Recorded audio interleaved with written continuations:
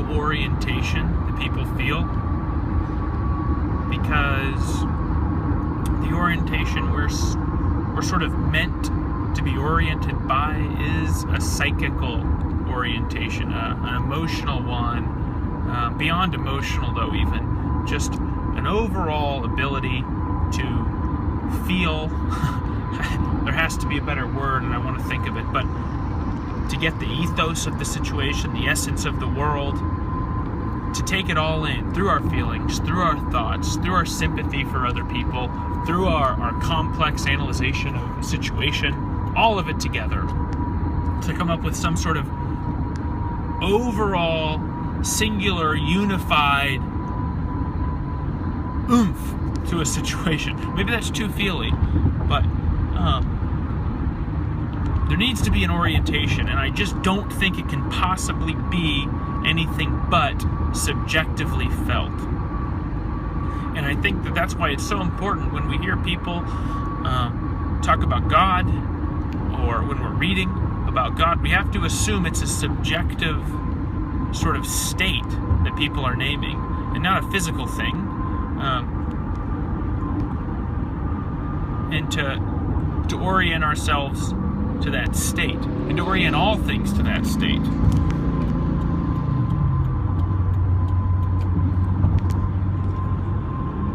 And there can be physical corresponding realities that correspond to that state. It doesn't mean something like, okay, God says this in the Bible, and so let's make sure very rigidly that all things are followed. No, that's the wrong way of doing things. That's to say, if we follow these rules, God will show up.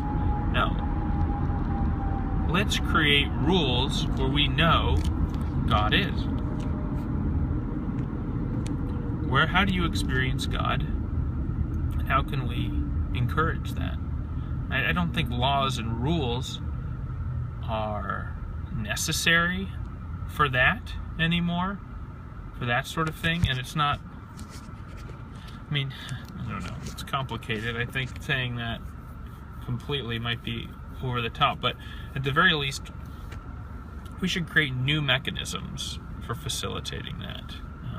And I think one major one is just opening up the language so that at root, the way we speak reflects our desires for something deeper, not just our desires. Even if we all privately have that and we can acknowledge it very simply, it doesn't have the power in the corresponding physical realm, in the economic realm, political realm, if we're still using lots of very politically specific terms, economically driven terms. We're measuring happiness economically, politically, how many people have a job. Those things are fine, but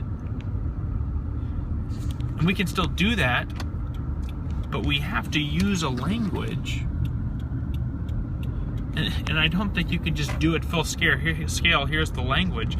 The language will sort of form organically as people start beginning to pay more attention to themselves. And not necessarily just themselves, but to that power within them. And I think, and I mean this really flatteringly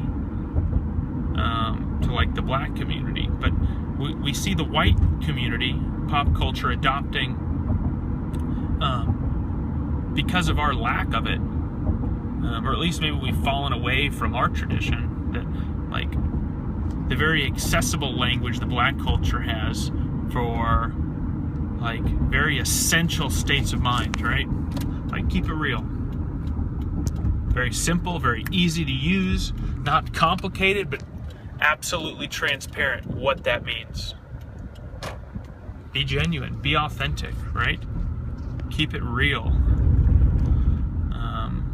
There's other examples, but of course I'm so psychologically and emotionally anemic I can't even think of them.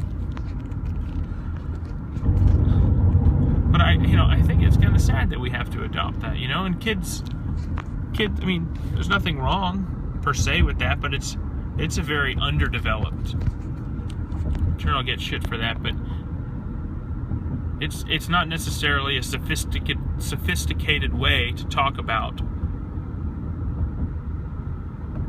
our psychic reality. It's a very simple way. It doesn't mean there's not depth to it. It just means there's not complexity to it, to the way we speak about it.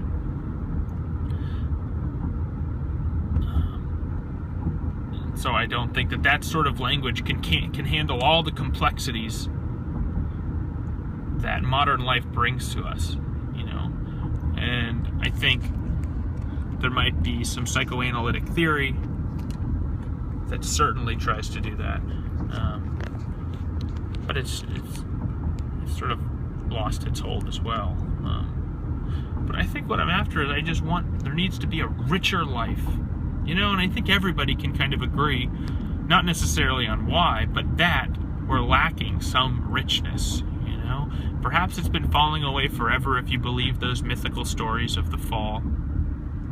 In some way or another, we've fallen from our sort of more perfect state of mind. More innocent.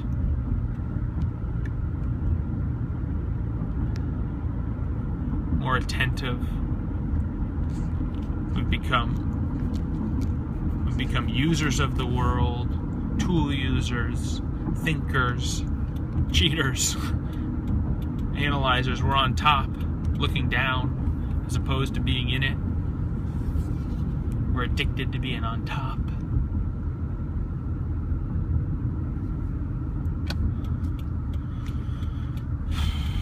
You know, I mean, I'm just kind of addicted to, like, analyzing the situation right now.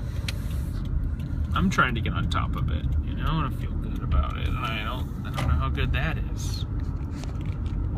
I don't know anything. Just fucking talking, man. Just fucking talking. Yeah, I'm just fucking talking to myself, and that's what's causing this. Just need somebody around. It's just the simple things.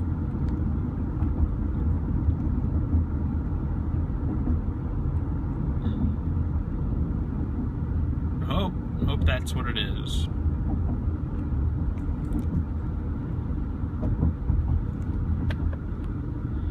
But I mean, that just seems like such a cop-out.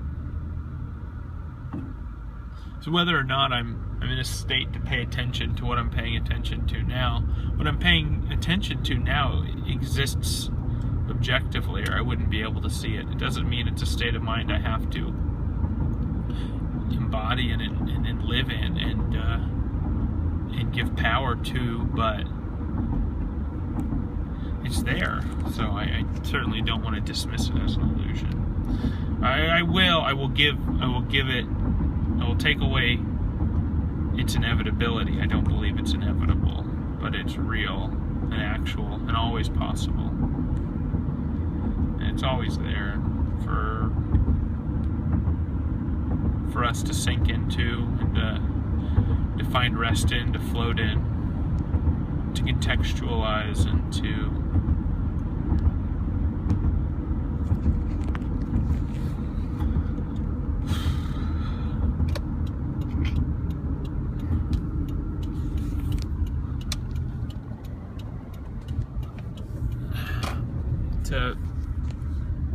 retreat from the absoluteness of our lives, and the absolute value of it.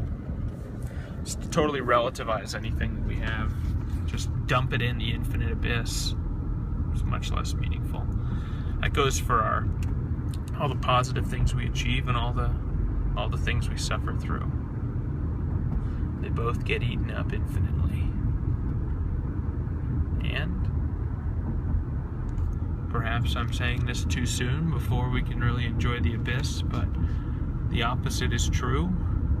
If you go down to the smallest possible imaginable perspective, and you look up and you see the infiniteness of everything that we've achieved.